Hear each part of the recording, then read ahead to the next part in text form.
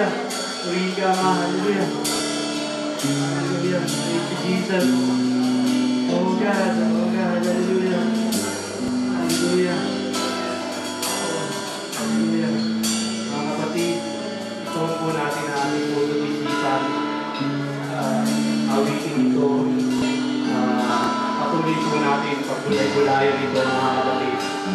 Kung gaano kabuti ng ating Panginoon sa buhay natin. Hallelujah. Hallelujah. Hallelujah.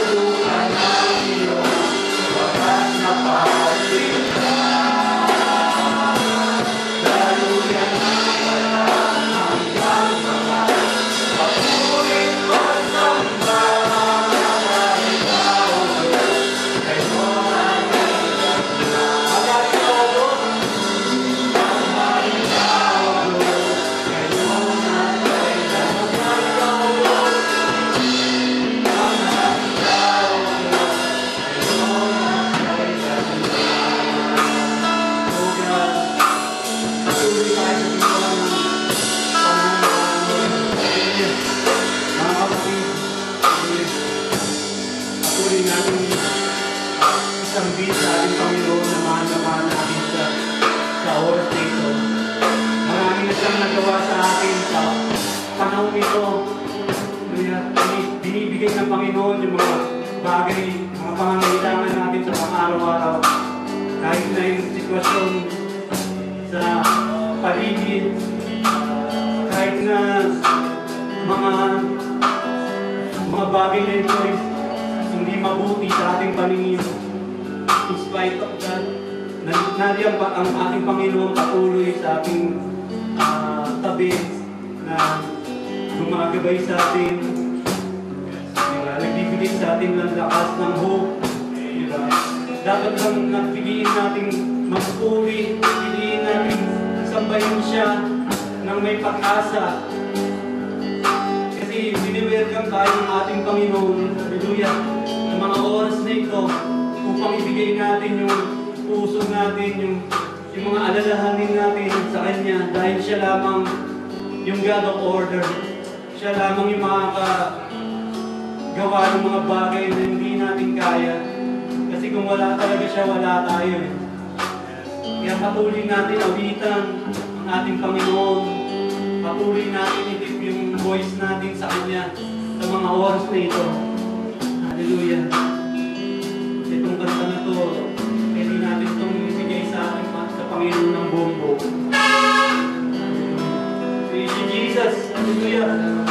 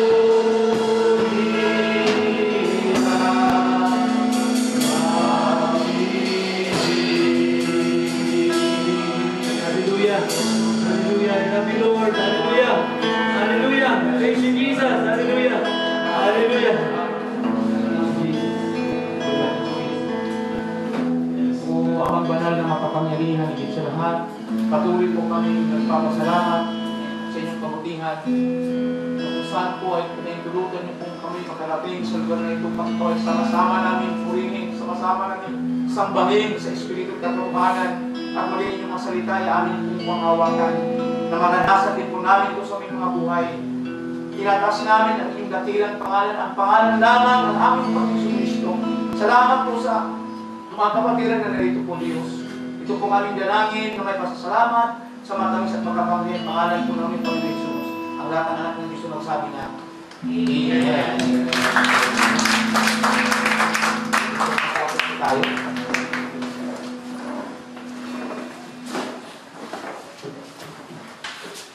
Noong nakarang Sunday po, ang ating pinag-aralan po ay ang patungkol sa iglesia po na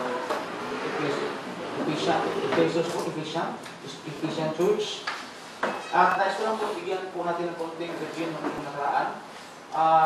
Ang sinabi po ng Panginoon sa iglesia po ng taga-Efeso ay mabuti po yung kanilang ginagawa. Kumbaga, iniiwasan po nila magkasala at yung kanila pong pinanghawakan na katuruan ay talagang puro po galing sa Diyos at wala po silang halos makita na hindi po maganda na kanilang ginagawa. Nandun po sa kanilang kita ng commitment, yung pong masigasig po sila sa gawain. Pero meron pong sinabi ng Panginoon sa kanila na ayaw niya yung nakalimutan po nila yung kanilang first love. Kaya po yung kinanta natin kanina, napakalaga po yun. Na yung Diyos po natin pinaglilingkuran ay maipanaman natin o maipakita natin sa Kanya yung ating pagmamahal po na nagagaling sa ating mga puso. Kaya po tayo narito ngayon. Hindi po ito aksidente, kundi ito po ay kalooban ng Diyos na sa napakatagal ng panahon. Parang napakatagal na po, di ba? Ilang buwan pa lang. Ang iba po talagang gustong mag-church. Kahit pinagbabawalan, nag-church po sila. Meron po pinuntahan po na kakilalang pastor. Sabi ng pastor, tuloy-tuloy kami. Sabi, bakit?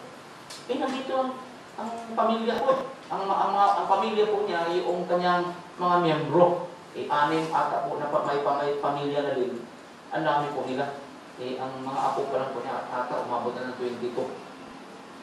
Kaya sama-sama po sila sumasama. Wala na pong sumisita sa kanila kasi po, wala po nagsusumbong kasi po, ang layo ng kanilang mga kapitbahay. Halos hindi po maritig yung kanilang panambahan.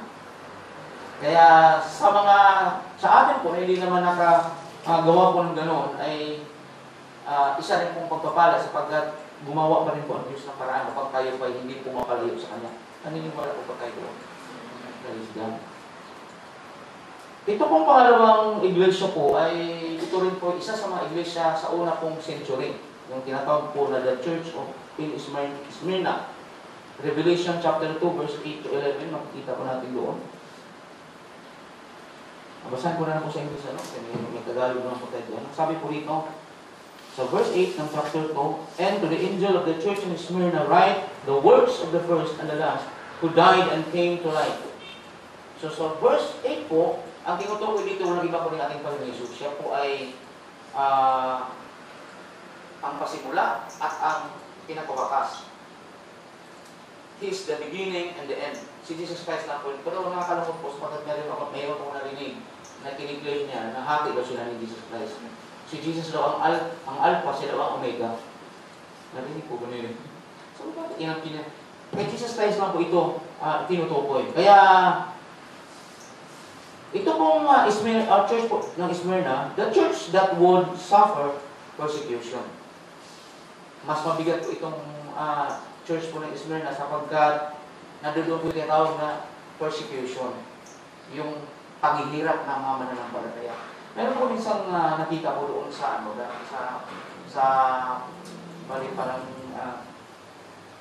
video po na yung pong China hirap na hirap po mga mananampalataya doon.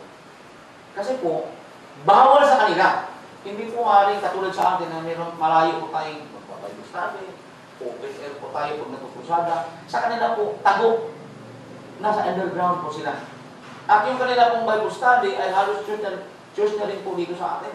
Kasi yung isang Bible study po nila, umabot po sila ng 70 to 100 sa isang Bible study lang. At wala po silang nakikita ang Biblia na katulad sa atin na buong buo, sapagkat hindi nga po pwede pumasok sa kanila.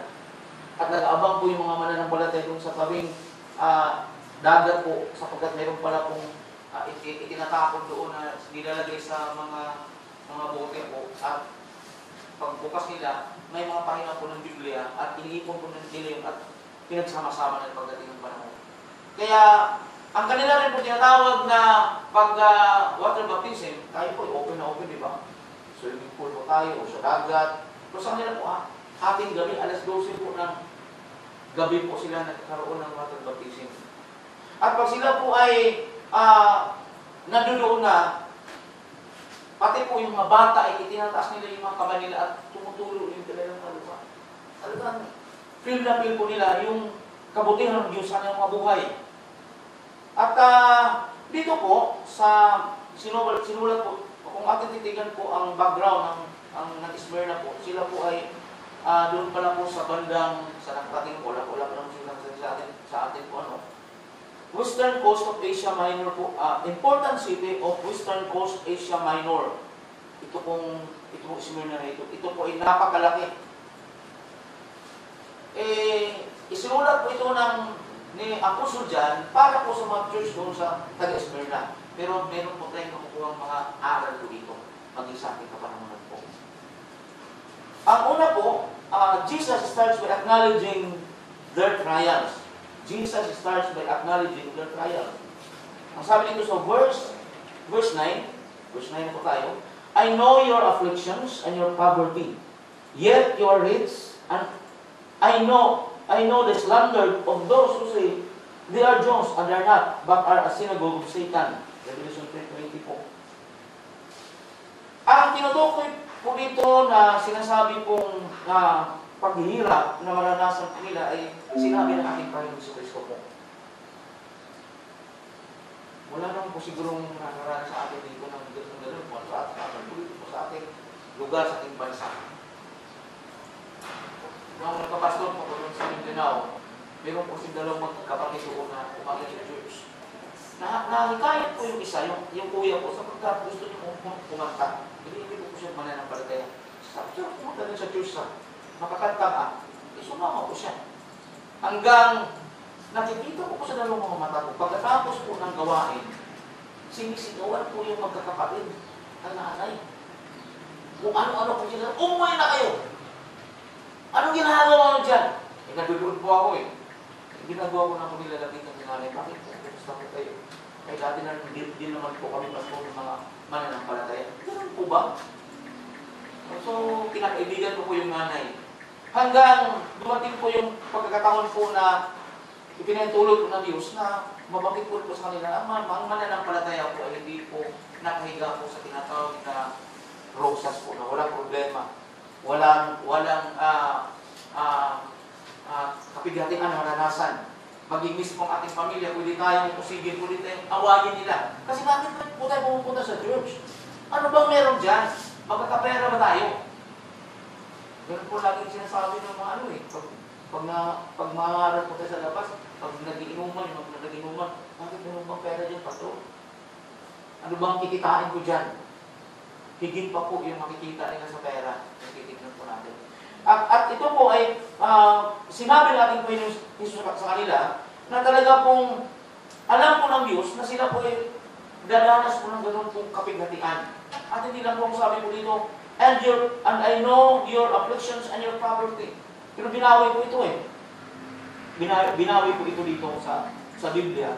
At ang sabi ng ating Panginoon, mahirap po kayo pero talagang mayaman kayo. Ang pinag-usapan po dito ay hindi po patungkol sa pinansyal. Bakit sila po ay naghirap? Sapagkat wala naman pong nagmamahal sa kanila Yung kanilang mga kababayan, yung kanilang mga kasama doon sa kanilang lugar. Inuusig sila, inaaway sila. Maalala ko pag nag-a-apply pala sa SM, pagod ko yung taga-IEC. Kasi ang kanila pala mga supervisor, manager dyan, nanabaltaan ko lang po taga sa kanila din. Kaya pagtanong, ano ko ba? Born again. Huwag na muna. Kasi po, bawal pala sa kanila, yung mag-welga. Nakakalangkot po sa atin na may mga mananampalataya na sumasama sa welga. Diba? Pinaglalaban yung karapatan. Alam naman po na Diyos yun eh. Kaya po, dito po makikita natin na, kaya pala po sinabi sa Mateo chapter 6 verse 20, na huwag kayo mag-ipon sa kayamanan dito sa mundo. Kasi po, nanakawin, or magkaroon po ng kalawak, hindi po natin mapapakinabangan pagdating ng panahon. Hindi naman po yung sabihin, hindi po tayo mag-ipon. Kasi po kahit nga po dito sa ano, di ba, sa ATM, nakagano'n savings. Eh, pag wala kang savings, paano ka makakuha doon? Kailangan ng savings na may nakalagay. Pero ang pinakamahalaga po sa atin, walang iba kundi tayo po'y makapag-ipon po ng kayamanan para sa langit. Kasi po may pangako din po ang Diyos pagdating doon. Sa verse, titignan po natin. However, the church of Smyrna was rich. That is, he had spiritual wealth and no one could take away. Yun po sa Matthew chapter 6 verse 20. As of the identity of the synagogue of Satan, there are a couple of views. Mayroon po tatlo, may nabagay po kasi doon na dito po sa scripture din po natin. So verse 9 pa rin po.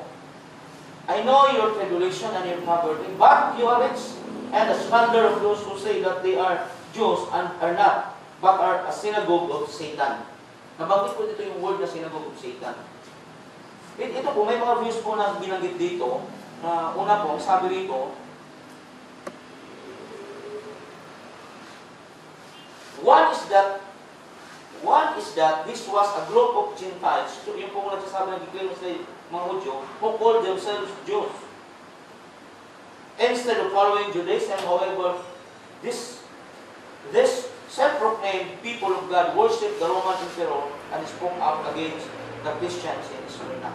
Ito po mga taong ito, yung sinasabi mo sinagot sa noong una pong view, ay sila po ay nag-claim na sila ay mga Hudyo.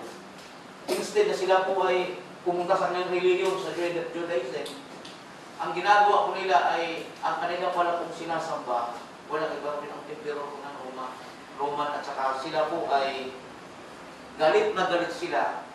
Inaaway nila ang mga Kristiyano doon, mga mananampalataya. Pangalawa po, another view is that synagogue of Satan was a group of physical Jews who followed tradition and the Mosaic law, yet in reality did not know God. Because they were not Jews in the sense that they are not have the faith of their father, Abraham. Luke chapter 3 verse 8, makikita po natin doon. Sabi natin po rin siya, kiniklaim ninyo kayo anak ni Abraham. Magsisi naman kayo ng kasalanan. At hindi ba niyo alam na kahit sa mga batong ito, pwedeng dito mag-umpisa yung mga maging lahi ni Abraham? Makita po natin, ang Diyos natin pinaglilingkuran ay kayang-kaya ng gawin pa lang lahat. Makapangyarihan siya. May nabanggit po doon sa sa binasa ko doon sa Ezekiel. Sa Ezekiel po ako ngayon. May binanggit po doon na yung mga buto, napakaraming buto. Ibinigay ng Diyos yung pangitaan doon kay Ezekiel na yung mga buto na napakarami, bubuhayin niya. Lalagyan niya ng laman. Yun palang mga buto na yun ay great army. Mga taong namatay ng napakatagal na, pero kayang-kaya ng Diyos na buhayin. At kahit na po yung ating mga puso pa ng bato, meron po ang pusong bato. Matigas. At hindi po yun, I believe na hindi po yun applicable sa atin, sa mga hindi mananampalataya. Hindi pa po tayo Kristiyano. Napakatigas po ng ulo ng ating mga puso, ng ating ulo po. Hindi po tayo naniniwala. Diba? To see is to believe. Saka lang po tayo maniniwala pag nakikita natin. Pero ang salita po ng Diyos ay kabaligtaran. Maniwala po muna tayo at saka po ating mga mananakasan. Maniwala po sa Diyos at kayang-kaya na ibigay po ang ating mga pangailangan. May inatinan po kong mga manggawa din po ng Panginoon. Parang pinusi ko doon sa Kapampalay. Karamihan pala po doon na kasama ko, mga driver po. At dumating sa punto na wala na po silang may mamaneho. Kasi po di ba nag-lockdown. So nag-isip sila, Lord, anong gagawin namin? Wala po sila magagawa. Wala po tayong magagawa. Ang kagandahan po sapagkat ang Diyos natin pinaglilingkuran ay ibinigay ang kanilang mga pangailangan higit sa kanilang mga iniisip. So, isang pagpapala po sa atin na ang nag-claim po na sila ay mga Hudyo sa laman o sa dugo, talagang Hudyo sila, pero ang totoo naman ang sabi ng Biblia, hindi sila puro Hudyo. May sinabi po ang ating Panginoon Jesus sa John chapter 8 verse 44. Tignan po natin. Ito po ay dito po natin makita yung pinaka-final na sinasabi ng Panginoon patungkol sa synagogue of Satan. You belong, ang diablo, ang inyong ama, at ang kagustuhan niya, ang ibig ninyong gawin, noon pa man ay mamamatay, tao siya, hindi siya pumanig sa katotohanan kailanman, sapagkat walang puwang sa kanya ang katotohanan, di ka sa kanya ang magsinungaling, sapagkat siya ay talagang sinungaling at siya ang ama ng kasinungalingan. So si Satanas po ang siyang pinakaama ng mga sinungaling. Ito po sinabi ng Biblia. At walang katotohanan po sa kanya. Si Apostol Pablo naman po ay ipinaliwanag niya yung sinasabi pong Hudyo, pero po ito po ay nabanggit po niya dito sa Romans chapter 2 verse 28 to 29. Hindi po ang tinutukoy yung panlabas or talagang Hudyo po siya sa laman or ang po niya Hudyo kundi po inwardly in spirit. Sabi po dito sa verse 28 po, sapagkat ang isang tao hindi naging Hudyo dahil sa panlabas na kaniwan o dahil siya ay tinuli sa laman. 29 po. Ang tunay na Hudyo ay ang taong nabago sa puso't kalooban ayon sa Espiritu at hindi ayon sa kautusan na susulat. Ang taong iyon ay pararangalan ng Diyos at hindi ng tao. Wow. Tayo pala po ng mga mananampalataya, yung spirit ay mga Hudyo po tayo. Hindi po sa laman. Kasi mga Pilipino po tayo eh. Kaya po ang nakakalapog lang sapagkat yung tunay po ng mga dugo po nila yung Hudyo, eh nagkakaroon po sila ng pagmamataas. Nagmamayabang sila. Doon po nag-umpisa yung discrimination. Hindi na pala po sa Amerika, sa state po na yung black, discriminated po ng puti. Eh kahit na po tayo mga Pilipino, pag pupunta tayo sa ibang bansa, parang ang layo naman nilang pakiramdam sa atin. Are you a Filipino? I know Filipino people. Eh, tayo daw po ay magagaling. Pero pag tayo po naging mananampalataya, pag isang Pilipino po naging isang mananampalataya, yun po isang pagpapala at tagumpay po sa bawat isa. Adding to the letter of view is the fact that Polycarp was martyred in Smyrna around AD 155. Rinig ko yung pangalan ng Polycarp.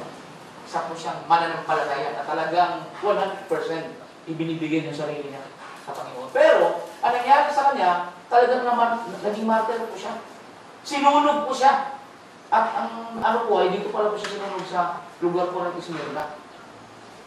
At ang sumulat po na walang ibang sabi po dito, Eusebius writes that the Jews, being especially jealous, ran to procure fuel for the burning. Para masunog po si Polycarp, yung mga Hudyo doon sa Smyrna, na mga ayaw po nila sa mga mananampalataya, sila po ang nangunguna doon para masunog ang isa pong mananampalataya. Walang iba kundi si Polycarp po.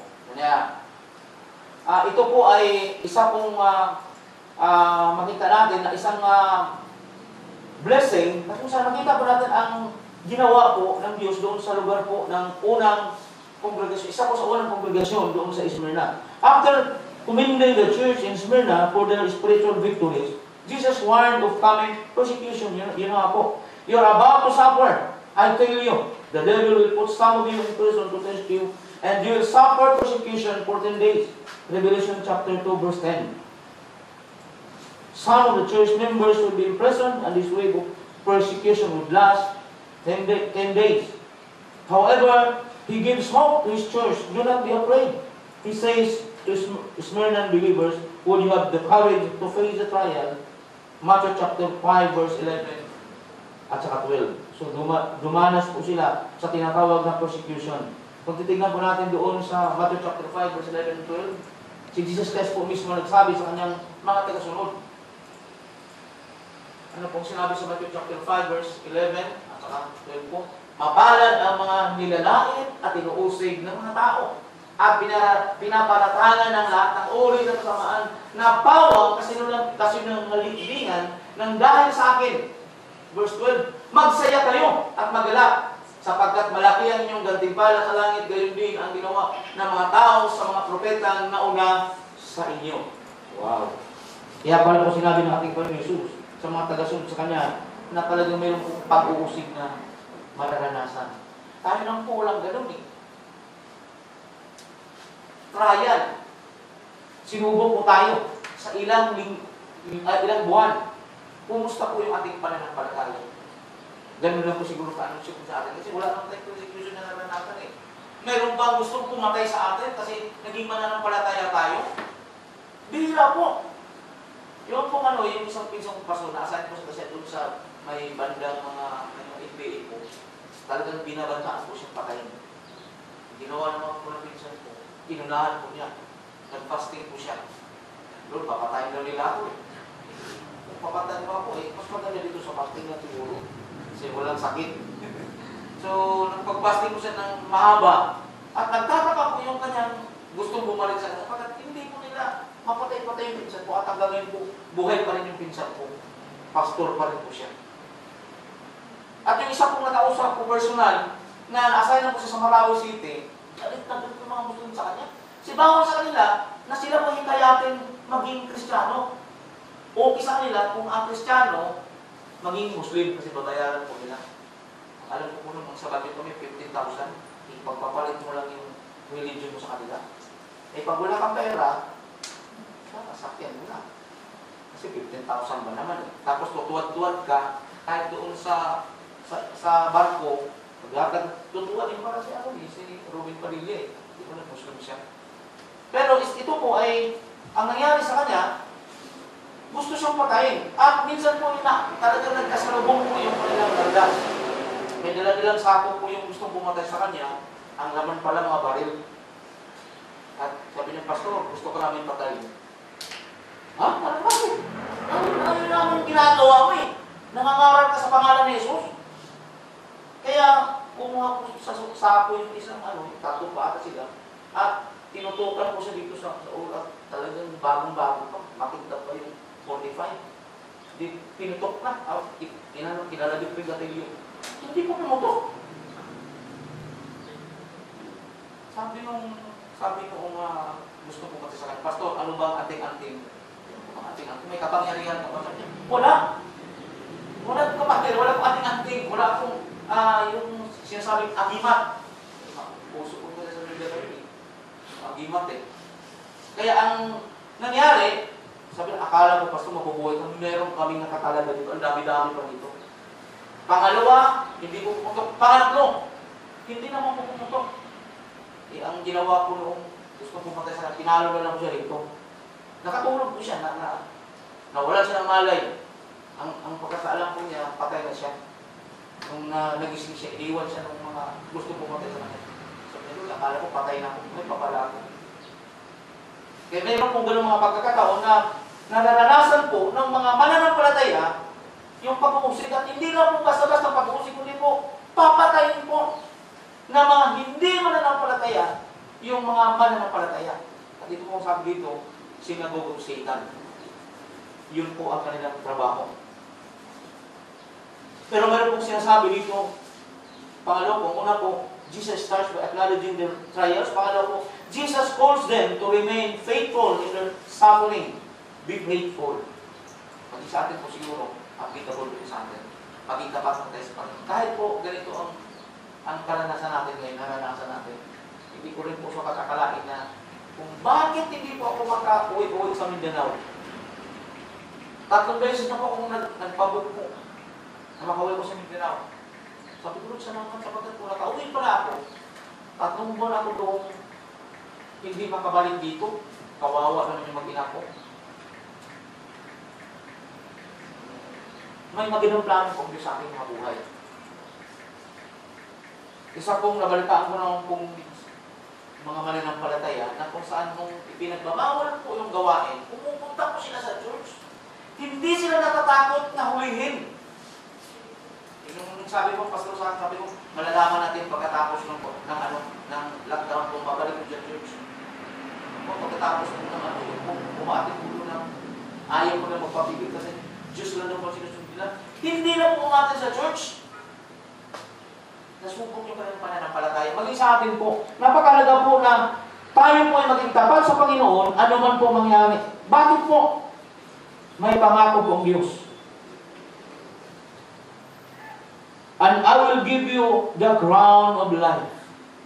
So meron pala pong kapalit pag tayo maging tapat sa Panginoon. Darating pong panahon na ang Diyos po natin pinaglilingkuran, ibibigay niya yung kanyang pangako sa atin, yung korona po ng buhay, kung tayo po ay magtatagumpay.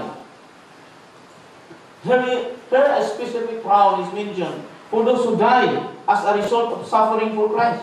The same martyr's crown is also mentioned in James chapter 1 verse 12. Meron din po sa James chapter 1 verse 12.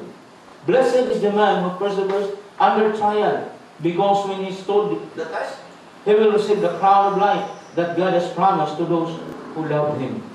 So, yun lang pala po. Kung tayo po nagmamahal sa Diyos, ano mang mangyari, maging tapat po tayo sa Kanya. Maging loyal po tayo sa Kanya. Kasi lagi po narinig yung loyal eh. Loyal ka sa trabaho mo, kaya hindi ka natatanggap. Mabuti po yun, maganda po yun. Loyal ka sa boss mo, kaya ang dating ng iba, sip-sip, di ba? Para tumas ang yung posisyon o ano pa man. Pero maganda po yun kasi pag tayo po ay tapat sa Panginoon, ano man po yung mangyari sa buhay natin, ano man po yung ating mga pagsubok na maranasan, ano man po yung problema, nandyan pa rin po tayo. Sa Panginoon pa rin po tayo. Hindi pa rin po tayo nawawala. Lagi po natin panghawakan po ang salita ng Diyos sa ating mga buhay. At pinakahuli po, Jesus makes a final promise to the believers in Smyrna. He who overcomes will not be hurt at all by the second death. So, mayroon pa lang pong tinatawag na second death. Mayroong first date. First death. Death mo na sinasabi. Hindi po date pala. First death na sinasabi. Yung unang kamatayan. Ito pong katawan natin ay lahat po tayo mamamatay. Sino pong naniniwala po na hindi siya mamamatay pagbalik ng ating Panginoon? Hindi po natin alam, ba? Wala po nakakalam sa atin. Kung kailan po tayo kukunin ni Lord, at kung tapos na yung mission natin, ay okay na sana. Sabi nung isang pastor, kung wala ka ng problema, brother, mayroon pa bang problema? Sabi, wala na pastor pumunta ka ha. Langit ka na pumunta. Kasi sa langit wala ng problema. Dito po, marami tayong problema. Ang maganda lang po na tayo po magtatagumpay. Kasi po, may pangako po ang Diyos. Doon sa Revelation chapter 20, verse 14. Tignan po natin. Revelation, malapit-lapit na po tayong matapos po.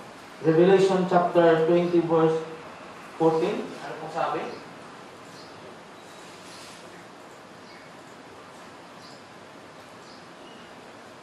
Pagkatapos ay itinapon din sa lawa ng apoy ang kamatayan at ang daigdig ng mga patay.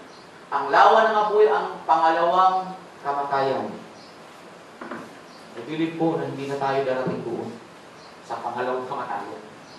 Kasi po, yung mga taong walang Kristo sa kanilang mga buhay, doon po talaga pupunta. Sa lawang apoy, sa English po ay lake of fire. At doon po, wala nang katapusan yung tinatawag na pagdurusa po ng tao. Pag siya po ay hindi po tama kanyang relasyon sa ating Panginoon Hesus Kristo. Kaya po, gaano po kahalaga yung sinasabing relasyon natin sa Diyos. John chapter 1 verse 2, sabi po doon, sa mga naniniwala sa mga sumampalataya po ay binigyan ng karapatan maging anak ng Diyos. Sa mga katulad yung mga sumasampalataya sa Kanya. Meron po tayong pag-asa. Kasi po, sa Matthew chapter 7 verse 21 to 23, hindi po lahat tumatawag Panginoon ay makakapasok sa kanila ng langit. Sino lang po yun? Yung po tunay na mga anak ng Diyos sa pamamagitan ng ating Panginoon Hesus Kristo. John 14:6 ang sabi po doon, ako ang daan, sabi natin Panginoon Hesus, ako ang daan, ang katotohanan at ang buhay. Walang makakapunta sa maliban sa ating Panginoon Hesus. Lahat po tayo dadaan. Ano man po yung pangalan ng ating church na kinabibilangan, dadaan po tayo kay Jesus Christ. Lahat po tayo. Wala po tayong ibang daanan. Kung iba po yung daan natin, kahirap yun. Sa impyerno po tayo pupunta. Kaya po, malinaw na malinaw po ng ating Panginoon Jesus ang pinaka-tanging daan. The overcomers or conquerors refer to all believers. Doon po, mababasa natin sa 1 John chapter 5, verse 4 to 5. The second death is a reference to the final judgment of the wicked. Revelation 20, verse 14. At dagdagan pa po natin sa,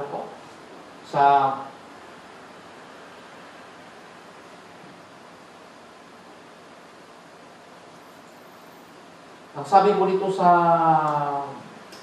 Revelation 21 verse 8. Revelation chapter 21 verse 8. Hindi ko ito makalimutan. Ito po yung mininsahe ni Pastor doon sa doon sa encounter.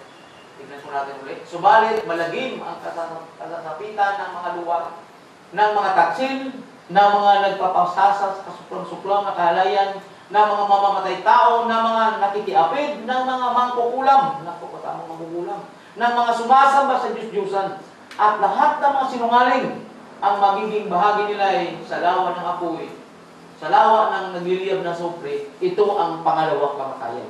Tinukoy po ulit yung second death.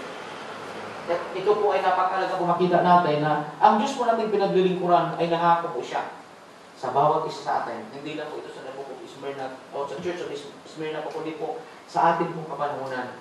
Pwede po natin itong panghawakan na ang pangako po ng Diyos, kapag tayo po ay magtatagumpay, meron po siyang ibibigay sa ating reward. At siyempre po, pag tayo nagdoon sa langit, meron po tayong crown of life. Hindi na po mawawala yun eh. Hindi na po kukunin sa atin, hindi babawiin. Hindi po katulad pag may nagkamali po yung judge eh. Babawiin. Binabawi. Meron doon nangyari, binawid yung crown. Nakakahiya. Pero sa atin po, ng mga mananampalataya, pag binigyan po tayo ng Diyos ng corona po ng buhay, crown of life, hindi na po mawawala sa atin yun. Ang maganda na po doon na ang tanong po, ilan kayang corona yung matatanggap natin doon? Kasi meron pa po tinatawag na martyr's crown eh. Yung mga pinugutan ng ulo, yung mga sinunog, may tinatawag pong martyr's crown. Sabi ko, kahit wala na naman ako sa martyr's crown, malay ba naman natin kung dadaan tayo, di ba? Kung susubukin yung ating pananampalataya. Naranasan po ba natin nasubukan ang ating pananampalataya sa Panginoon? Yan po ay tanong po na napakalaga sa atin. Kung hindi pa po natin nasubukan, praise God po. Kung nasubukan po natin, maging sa salita po ay nakakaranas tayo ng mga inuusik at kung ano-ano sinasabi sa ating masama, di ba? Ang sabi po ng Matthew chapter 5 verse 11, magsaya po tayo sapagkat ito po ay katibayan, katunayan po na tayo po ay tunay na mga anak po ng Diyos. Meron po tayo matatanggap na reward pagdating po ng tayo po ay sa daling malalangin.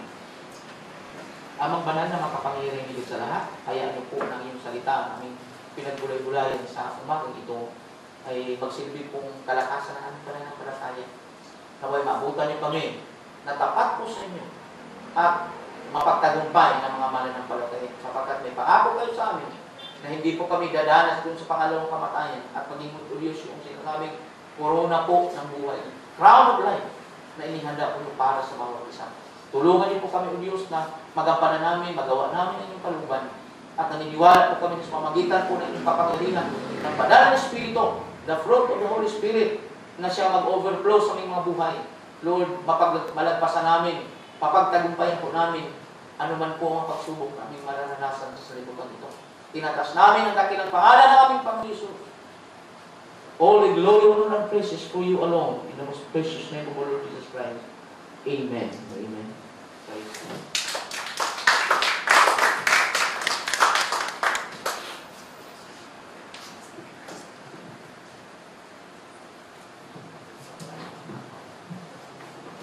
Habang pumupunta po dito yung bawat isa pa po dito, atin pong alalahanin na ang Diyos po ay nagbigay po ng guidelines Unang-una sa kanyang maalagad na alalahanin po siya yung ginawa ko sa atin.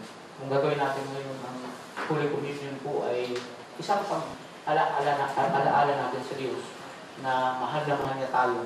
Sa magitan po ng kanyang kamatayan, sa magitan po ng kanyang dugo, sa kanyang katawan po na naghira po ay binigyan po niya tayo ng kalayaan.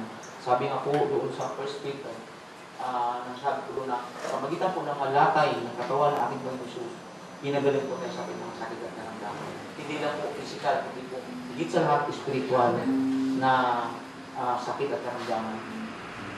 Hallelujah. Ito nga bang inaawit po natin yung kanta sa Panginoon?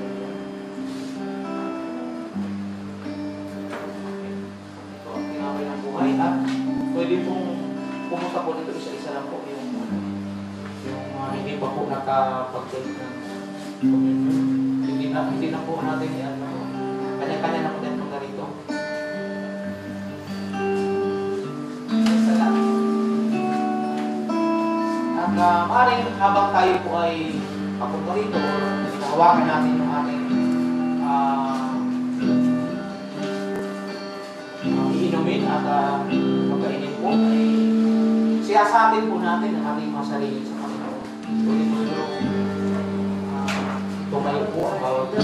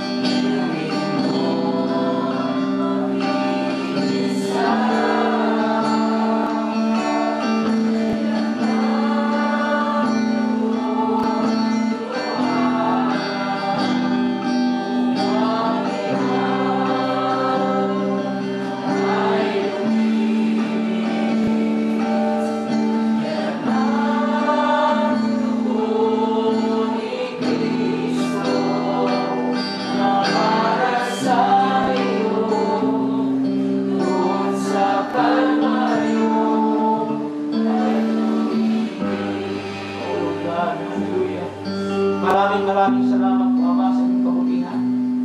Nandiyan po, Panginoon, yung mga anak. Patuloy po na ikaw ang amin po inaalala, amin pong nais po na ipadama ang aming pagmamahal at pagsunod sa inyo. Sapagkat ito po inyong kalooban na hindi po namin makalimutan na minsan pa kayo po ay nagdusa, kayo po ay nag-alay ng buhay. Maging ang inyong dugo po, nagmanap po sa krus ng Kalbaryo. Nagkaroon po kami ng kapatawaran, ng kalinisan sa aming mga kasalanan na hindi namin kayang bayaran, na hindi namin kayang gawin ng Diyos, na mapatawad ang aming mga sarili sapagkat kami po ay nagkukulang. Pero ikaw po na aming pinaglilingkuran ng Diyos ay lahat-lahat ay nasa sa inyo na po. Kayo po ay walang dungis, walang bahid ng kasalanan.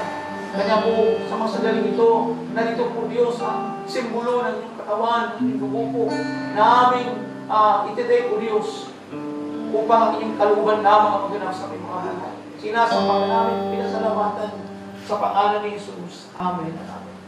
Lahat po ng ating mga tinapay po ay sama-sama po natin.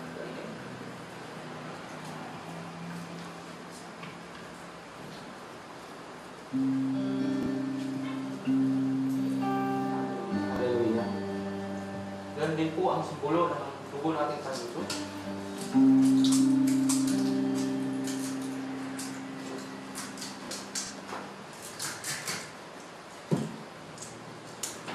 Sama-sama po natin kami.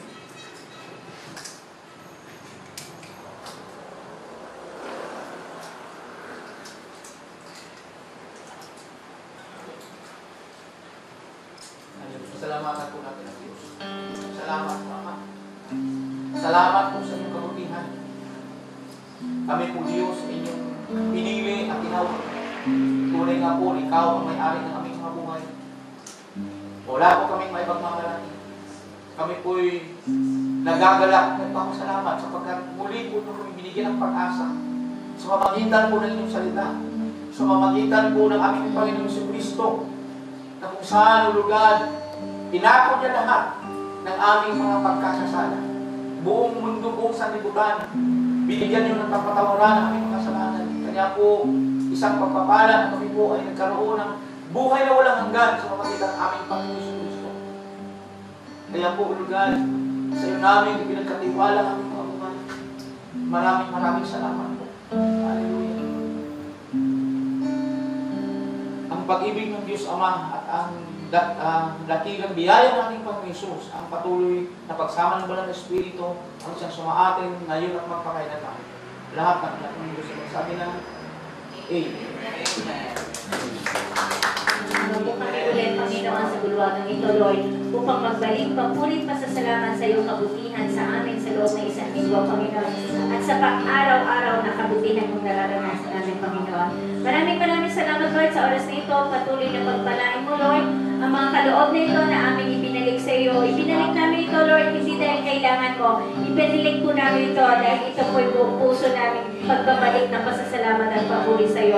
Alam po namin, Lord, ang mga bagay nito ay galing sa iyo at hindi mo po ito kailangan, Lord. Ang tinitignan mo po sa aming Panginoon ay aming buong pusong pagbabalik ng pasasalamat sa iyo, God. Patuloy na pagpalain mo, Lord, ang mga hawak nito. Hayaan mga po, Panginoon, na magamit, Lord, ang mga bagay nito para sa iyong kalwalhatian at kapurihan at kalalawin pa, Lord, ng iyong gawain, Panginoon. Patuloy na pagpalain mo, Lord, ang gawain ito, Panginoon. Alam po namin, Panginoon, na ito po hindi gawain ng tao. Ito po ay gawain mo, Panginoon. At sa oras na ito, hindi limitado, Lord, ang kapangyarihan sa aming bilang, O God. Dahil alam po namin, Lord, na ang kapangyarihan mo ay patuloy na kumikilos sa bulwagang ito sa mga puso ng tao narito, O God. Maraming salamat po sa iyo po ang pinakamataas na papurit pagsamba sa mga